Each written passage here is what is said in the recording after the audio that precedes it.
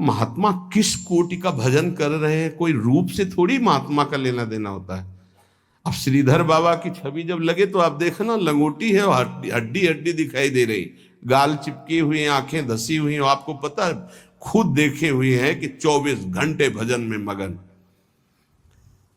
तो किसी महात्मा के रूप को देख करके ऐसा कोई रूप निरूपण करेगा तो उससे अपराध लग जाएगा। और प्रायः ये ध्यान नहीं दिया जाता। ऐसा धातु निरूपण, भगवत विग्रह ये पाषाण का है कि ये धातु का है, सामने पूछे ये पत्थर के भगवान है कि इसमें अष्ट धातु के। घोर अपराध बुद्धि। भगवत विग्रह सामने नहीं, भगवत विग्रह साक्षात अर्चावतार भगवान है भाव उसमें। ये नहीं कि सामने जाके पूछे संगमरमर के बने हुए कौन सी धातु के बने हुए भगवान है, ये अपराध। धातु निरूपण भगवत विग्रह या भगवत भक्त के पास। जैसे है वैराग्य में धातु स्पर्श निषेध किया गया है, या तो सन्यास में नारियल का पात्र और वैष्णव जनों में रज का पात्र।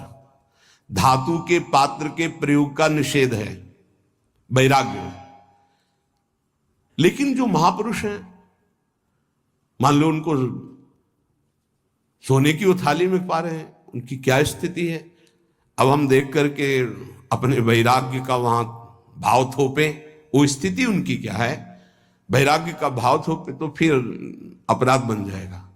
किस स्थिति में कौन महापुरुष है जानना मुश्किल है। सबको भाव से नमस्कार करके हम अपने भाव को सुरक्षित रखते हैं। तो वास निरूपण, ज्ञान निरूपण, जाति निरूपण, वृत्ति निरूपण, स्वरूप निरूपण, धात निरूपण। वृत्ति निरूपण में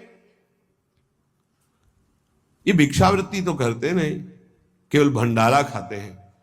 आपको क्या पता किसकी क्या स्थिति है, वो कैसे। संतों की लीला भगवान जानते हैं, या तो वो संत जना दे तो जानने में। अपने लोग इसकी परवाह करते हैं क्या।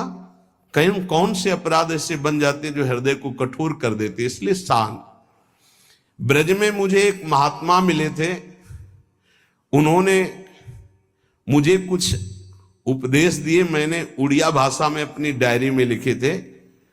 उन्होंने उपदेश दिए कि अगर ये आपके अंदर भाव आ जाएगा, लक्षण आ जाएंगे, तो आपको भगवान अपनी तरफ से आके दर्शन दे देंगे। बड़े महात्मा थे, तो बाबा ने उड़िया भाषा में अपनी डायरी में लिखा था, उसका हिंदी लिपि में यहां वर्णन है। पहला, भजन करते हुए अपने को सबसे दीन मानना। अपने आप भगवत साक्षात्कार हो जाएगा।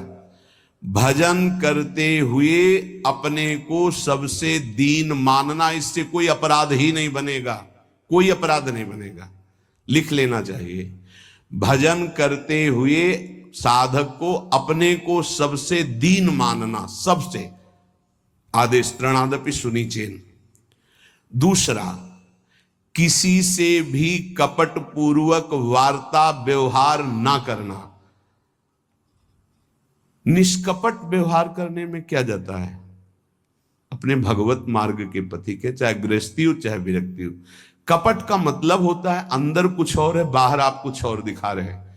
ये नहीं होना चाहिए। जो अंदर वो सीधे बाहर, जो बाहर बोल रहे हैं वही आपके अंदर चलना चाहिए। मोहि कपट छल छिद्र न भावा, भगवान कहते हैं। तो कैसे दर्शन दे देंगे आप कपट पूर्वक व्यवहार करते। निष्कपट व्यवहार, कपट पूर्वक व्यवहार ना करना, ये दूसरा।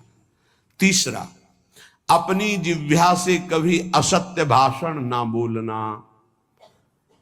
इसका बहुत नारायण स्वामी जी ने भी इस पर बहुत जोर दिया था कि जिस जिह्वा से नाम जप करते हो झूठ नहीं बोलना चाहिए, तभी नाम सिद्ध होगा। नाम तभी सिद्ध होगा। नाम सिद्ध होने का तात्पर्य बिना प्रयास के चले। ये सत्य भाषण भगवत स्वरूप है। सत्य बोलने से बढ़कर कोई पुण्य नहीं संसार में, और झूठ बोलने से बढ़कर पाप नहीं। नहीं असत्य सम पातक पुंजा। चौथा, जो तुम्हारे सामने आवे और तुमसे बात करे या दृश्य दिखाई दे, उसे तत्काल पहले मन से प्रणाम करो। बिना प्रयास के भगवत साक्षात्कार हो जाएगा। चराचर जगत में जो तुम्हारे सामने, जैसे कोई व्यक्ति आया है तो राधा वल्लभ लाल जी आपकी जय हो, अंदर से मेरे प्रभु, अब बात करो। कोई भी